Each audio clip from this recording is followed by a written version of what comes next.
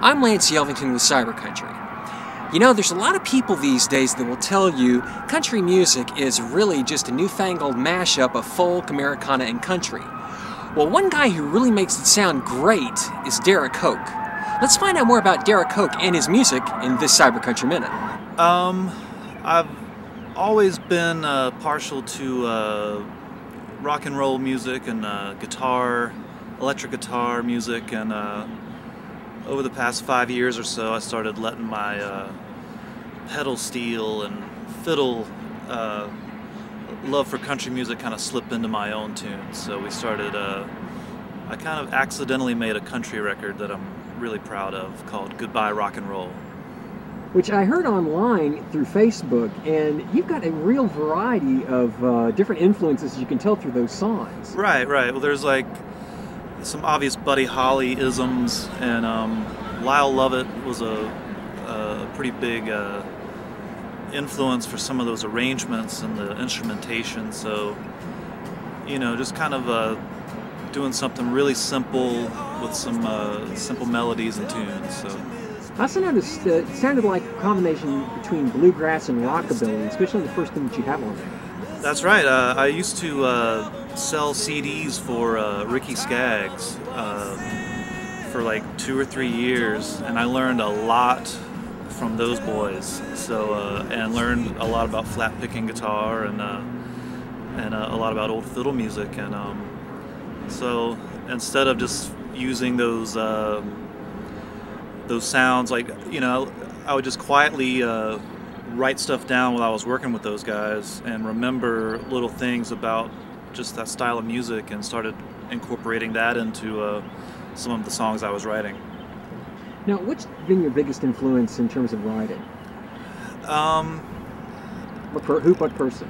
In terms of songwriting, it's more, I'm a big, like, Paul McCartney fan for numerous reasons, but there's something about like his first 3 solo records that I always kind of go back into, and then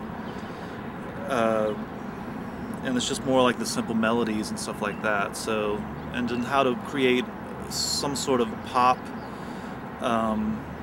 something memorable, say it's like a pop song, but put it in the context of a kind of a country song. So. Okay.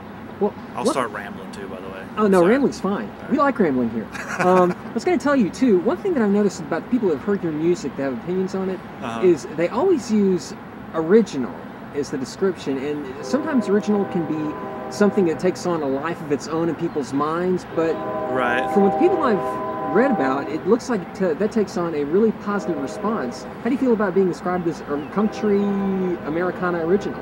I like that a lot.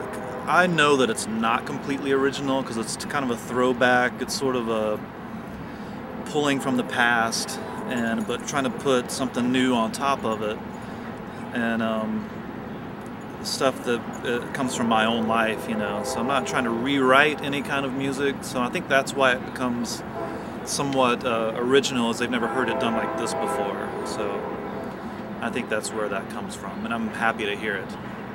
Now, where can people get your stuff nowadays? Anywhere online.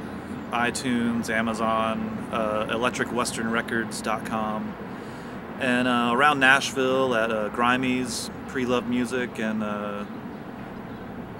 over at The Groove in East Nashville, and I don't know where else. Got a website? DerekHoke.com. Everybody's got a website, man. And, you know, Facebook and MySpace /DerekHoke.com.